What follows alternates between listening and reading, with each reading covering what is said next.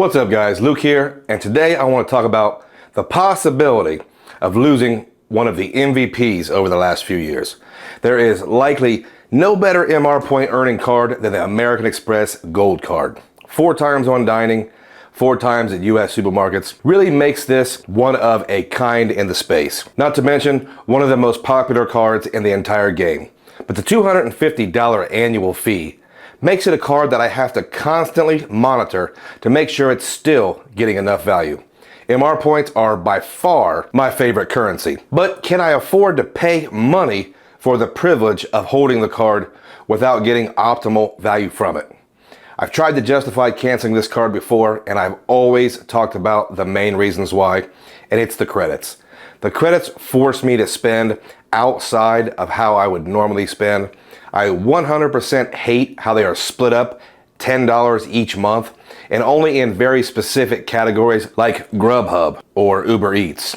Now I do use Uber to and from airports, but I don't travel every single month, and I found that if I don't travel in a given month, I forget to use the credit.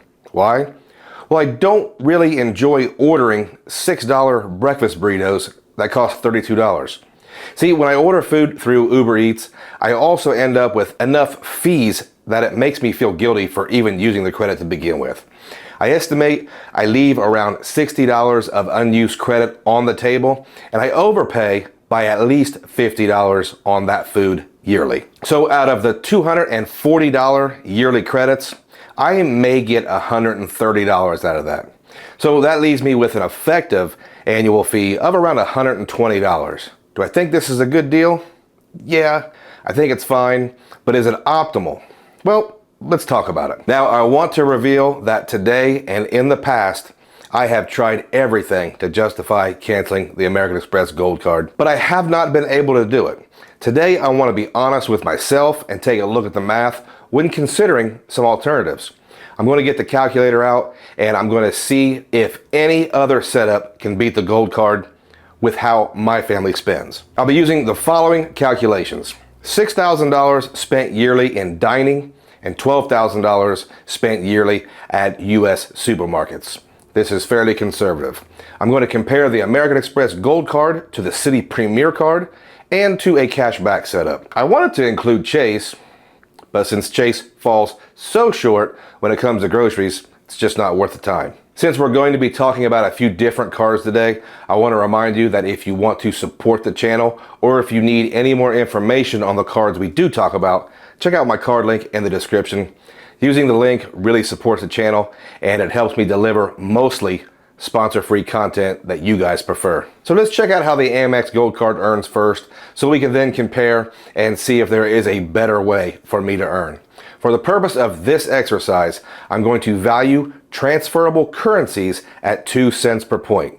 You guys know I generally get much better value than this, but I want to keep this a general example that most folks can relate to. Another unpopular opinion is I'm going to value city thank you points the same as MR points. I transfer my points out to international airlines for business and first class flights. So when I book an Air France flight, it doesn't really matter if that point came from City or American Express. I don't use transferable currencies for hotels, except for maybe UR points to Hyatt, and that's not part of this exercise. When I use the American Express Gold Card for $6,000 in dining, I'm going to earn 24,000 MR points. And when I add the 12K in groceries, that will be an additional 48,000 for a total of 72,000 MR points. Valued at 2 cents per point gives me a total value of $1,440 minus the $120 effective annual fee that I refuse for whatever reason to optimize. That gives me right around $1,320 in value. And that is a floor minimum. The 4 times in both of those categories is very strong, especially when you consider the spending habits of someone that really loves to eat food. Now let's take a look at the City Premier Card. That has an effective annual fee of $95. See, I don't value any of the City Premier credits at all, so I'm curious how it stacks up to the Gold Card when it comes to travel points. Using the same numbers at 3 times in each category, I'll come to a total of 54,000 City Thank You points, which comes for this exercise to a value of $1,080 minus the $95 annual fee for a total of $995. Not bad, but not really anywhere near the American Express Gold Card. Now, this is where my heart and my brain cease to agree. See, I want to stop thinking about these stupid credits and what I feel is an overblown annual fee. So I want a reason to cancel this Gold Card, but when I actually do the math, it still earns almost 25% better than a card that gives me more positive feelings. Now let's check out a very reasonable earning, no annual fee cashback setup. For this one, I'm going to use 2 cards, but since they are both no annual fee cards, it doesn't really matter that there are 2 instead of 1. For this exercise, I'm going to use the 2 cards that I have that will actually yield the best results given the parameters. For dining, I'm going to use the Citi Custom Cash, and we'll use it as a straight up cashback card, earning 5% back on all my dining purchases, assuming I can spend exactly $500 a month. And for groceries, I'm going to use the AAA Visa Signature Card, which earns 5% cash back on up to $10,000 in a calendar year. Afterwards, it only earns 1%. The math here is going to be fairly simple, as it's cash back into a checking account. Using the same $6,000 spent in dining, the Citi Custom Cash will earn a very respectable $300. Not bad. Let's add in the grocery spend. On the first $10,000 in spend, we'll earn $500 in cash, but since that card is capped, we'll only earn 1% on the remaining $2,000 in spend for the year. After we add this up, we will go back and modify the math using a basic 2% cashback card for the remainder of that. So with the cap, we will earn $520 yearly for a total of $820 total. But if we add a third card, we sacrifice some simplicity, but we'll earn a few bucks more, making our grand cashback total $840. Going back to what the Amex Gold Card earns, we still fall very short. Cash is a lot more flexible, but $1,320 compared to just $840 in cash. Guys, I did this for about an hour, and there was only one option that could actually compete with the Gold Card, and I'll mention it, and please tell me what you guys think of it.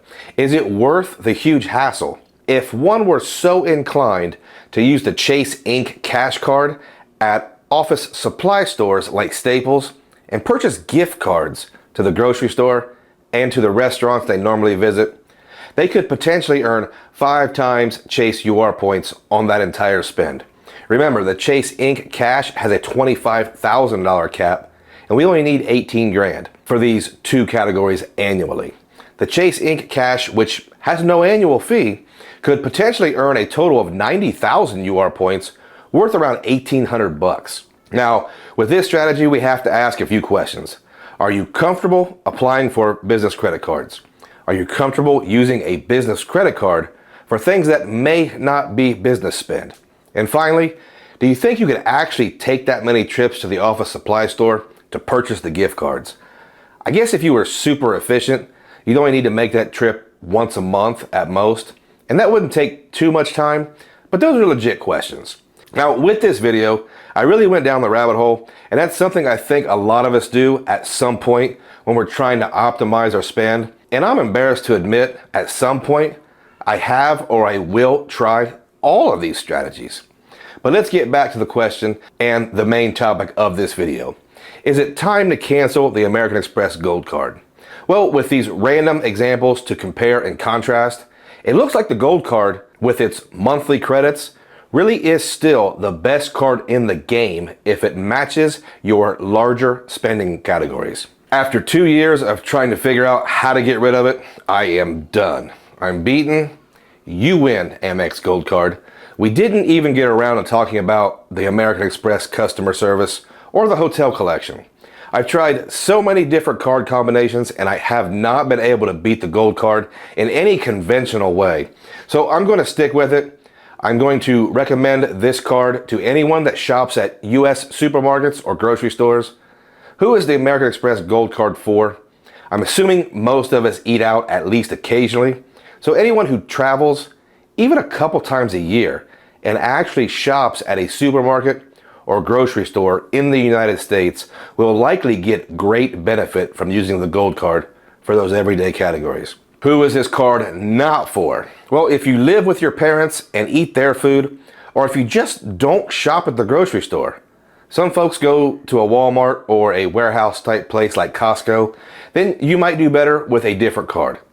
Also, if you grocery shop in another country, you don't need a gold card.